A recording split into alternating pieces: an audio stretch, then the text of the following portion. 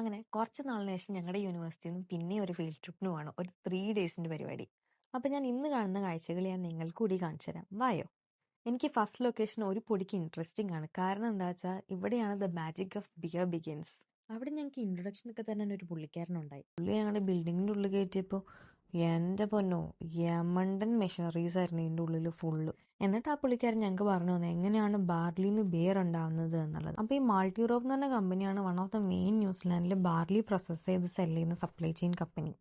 അതിനുശേഷം അങ്ങനെ പുള്ളി ഞങ്ങൾക്ക് അവിടെയുള്ള മെഷീനറീസ് ഒക്കെ കാണിച്ചു തന്നു. എങ്ങനെയാണ് പല ഫ്ലേവേഴ്സ് ചെയ്യുന്നത്, പാക്ക് ചെയ്യുന്നത്, ന്യൂസിലാൻഡ് മൊത്തം ട്രെയിനിൽ എങ്ങനെയാണ് ട്രാൻസ്പോർട്ട് ചെയ്യുന്നത്, അങ്ങനെയൊക്കെ പറഞ്ഞിട്ട് ഞങ്ങൾ പുള്ളിനോട് ടാറ്റാബായ് പറഞ്ഞിട്ട് ഇറങ്ങി. അപ്പോഴേക്കും എല്ലാവർക്കും വിശന്ന് തുടങ്ങി. ലഞ്ചിന്റെ ടൈമും ആയിരുന്നു. പിന്നെ ഞങ്ങൾക്ക് വേണ്ട സാധനങ്ങളൊക്കെ മേടിച്ച് ഫുഡൊക്കെ ഇടുന്ന കഴിച്ചു.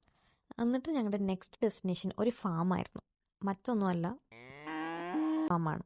അവിടെ ഇതേപോലെ ഞങ്ങൾക്ക് എന്തൊക്കെ ചെയ്യണം ചെയ്യരുത് എന്ന് പറയാൻ പുള്ളിക്കാരുണ്ട്.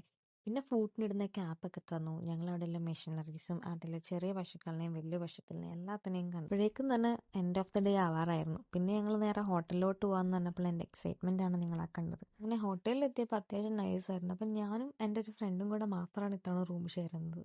അപ്പോൾ ഹോട്ടലിൽ എത്തിയപ്പം പ്രൊഫസർ ആദ്യം പറഞ്ഞത് 6:30 ഡിന്നർ, അതിന് മുന്നേ താഴോട്ട് ഇറങ്ങി വരരുത് എന്ന് പുള്ളിക്കാരി പറഞ്ഞിട്ടുണ്ട്.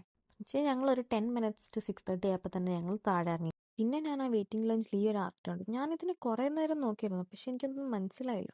പിന്നെ ഫുഡ് വന്നപ്പോൾ ഞാൻ ഫുഡിൽ ഫോക്കസ് ചെയ്തു. അപ്പോൾ ഇന്നത്തെ ശേഷം അത്രയ്ക്കേ ഉള്ളൂ. Good night, by.